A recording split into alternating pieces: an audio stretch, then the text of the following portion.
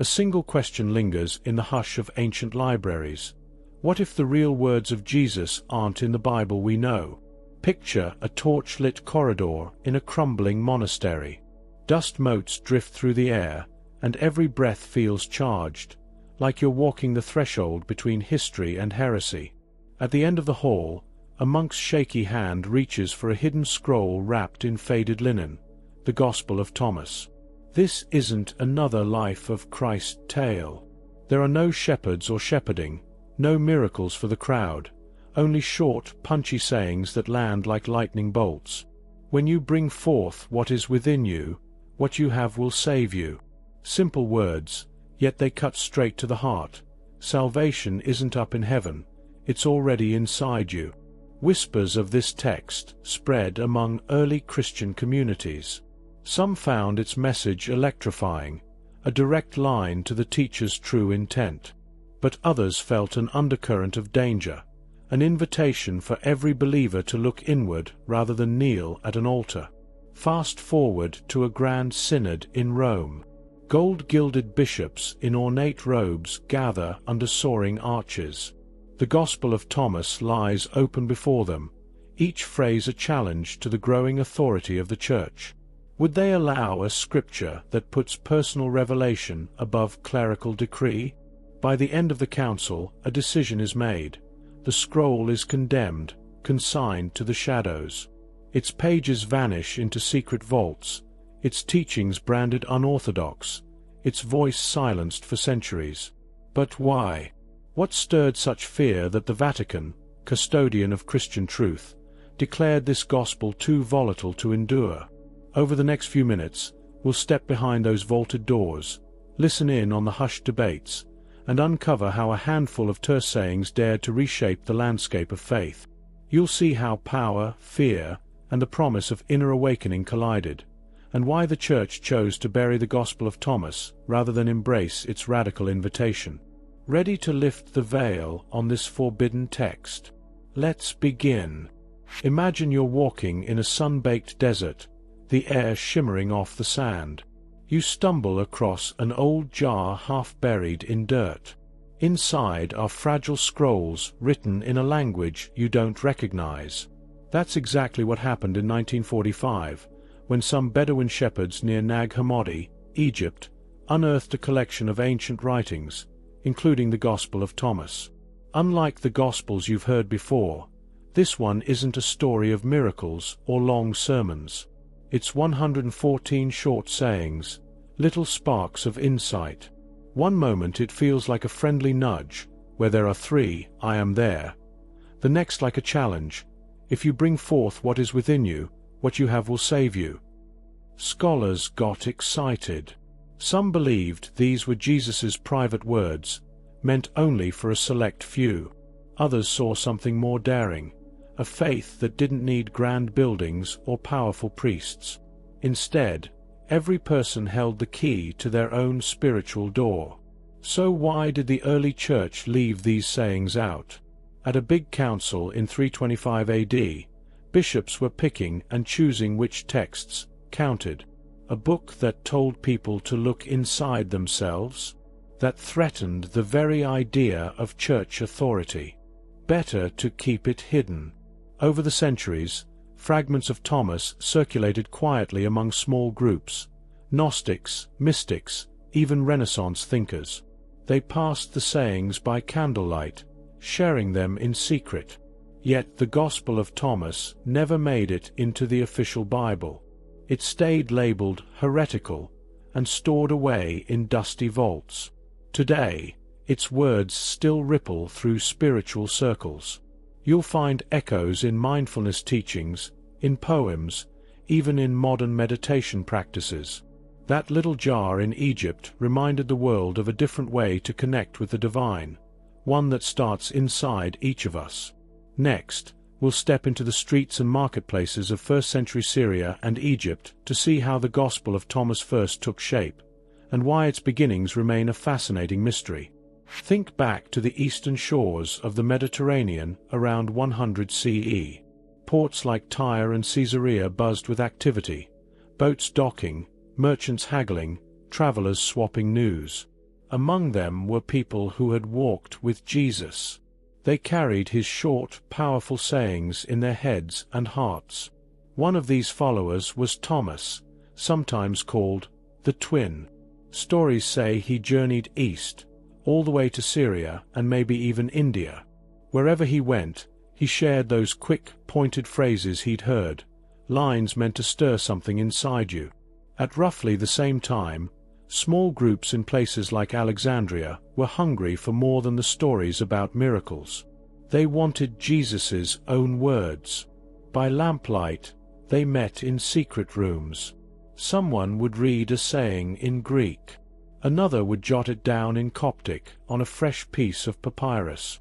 Over and over, these sayings passed from hand to hand, gathering small changes, like a game of telephone, but with deep meaning at stake. By the mid-100s CE, church leaders started hearing rumors. "There's a book of private sayings," they'd whisper. "It says you don't need priests or temples, that the kingdom of God is already inside you." To some, that felt like a breath of fresh air. To others, it felt dangerous. If everyone believed they could find God inside themselves, what place would there be for church hierarchy? What we have today, as the Gospel of Thomas, is a collection of 114 of these sayings. We don't know exactly who wrote them down first, or in what order. We only know these snapshots of insight. When you know yourselves, then you will be known. Split a piece of wood, and I am there.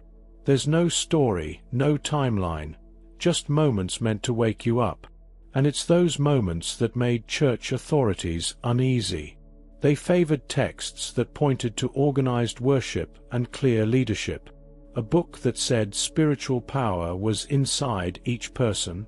That was too risky to include in the official Bible.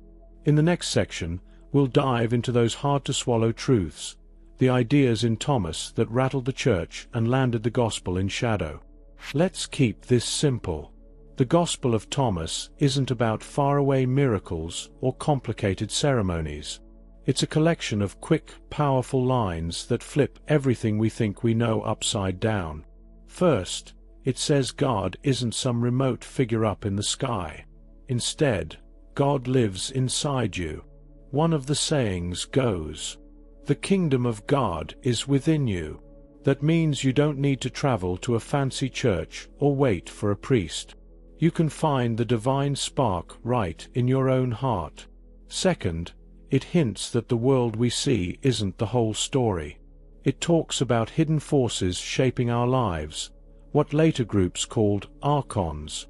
The real goal, Thomas says, is to wake up to a deeper reality beyond our day-to-day world. Third, it treats knowledge, what it calls gnosis, as the key to waking up.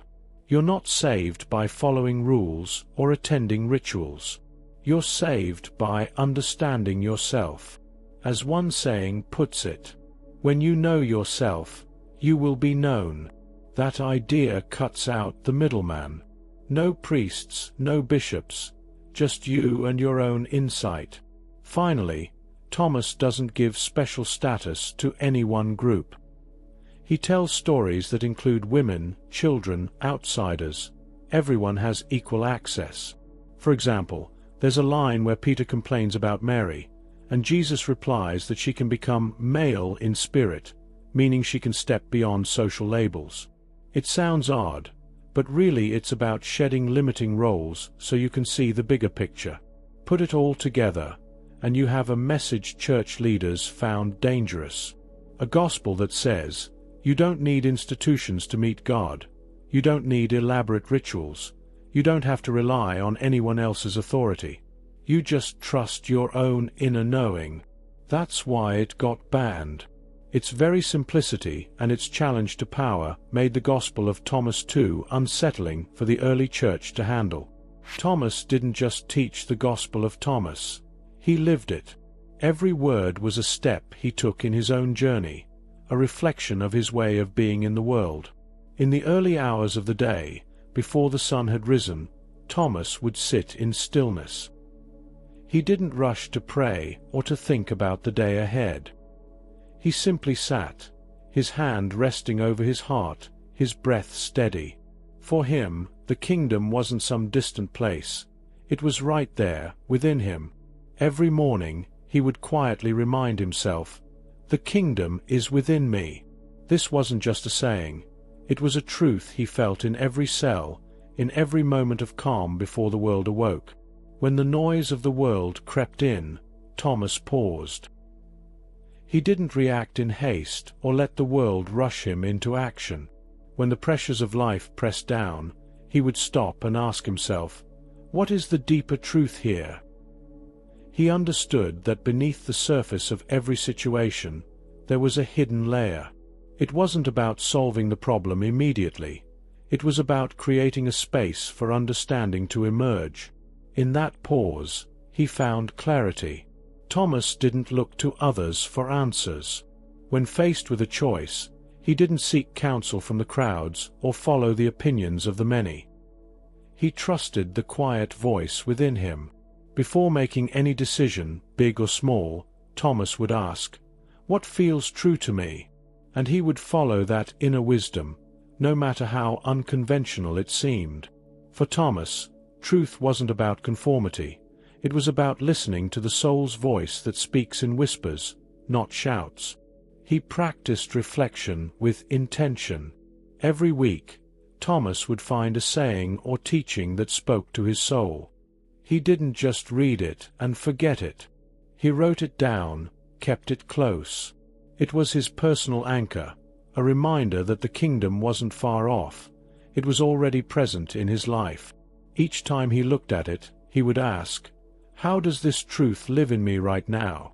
It was a practice of constant reflection, a way to stay connected to the wisdom that was always within reach. For Thomas, the path to the kingdom wasn't about grand gestures or ritual. It was about living the truth he knew in every moment. He knew that the sacred wasn't somewhere out there. It was woven into the very fabric of life, waiting to be seen in the quiet moments, the pauses, and the whispers of the heart. As we walk away from the teachings of Thomas, the question isn't just about what he said, but how he lived. In his quiet moments of stillness, in the spaces between thoughts, he touched something timeless, something deep within himself. And that same truth, that same kingdom, is within us too. Thomas didn't offer a path that was distant or unreachable. He lived his truth in the most ordinary of ways, and in doing so, he revealed the extraordinary that lives beneath the surface of every moment. So, we're left with a choice. Will we continue to look outward for the answers we've been taught to seek? Or will we, like Thomas, pause and listen to the voice that rises from within? The Gospel of Thomas is not some far-off myth, lost to history. It's alive, breathing, and waiting to be discovered in the depths of our own hearts. Take a moment and ask yourself, what would it mean to live this truth? To not just know that the kingdom is within, but to feel it with every breath, with every step. To walk through life as Thomas did, not searching for answers in the world, but finding them in the quiet of your own soul.